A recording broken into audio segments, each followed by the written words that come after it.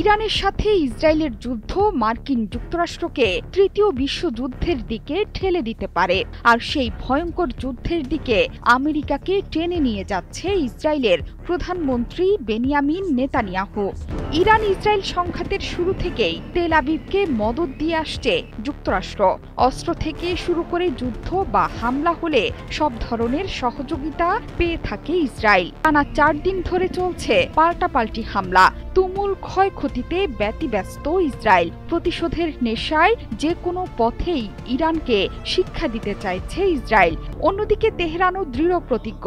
আনুষ্ঠানিকভাবে মার্কিন যুক্তরাষ্ট্র, ফ্রান্স আর যুক্তরাজ্যকে তারা জানিয়ে দিয়েছে চলমান আগ্রাসন অব্যাহত থাকলে ইসরায়েল অধিকৃত ভূখণ্ডের ভেতরে আরও ব্যাপক হামলা চালাবেন আয়াতুল্লাহ আলী খামেনি।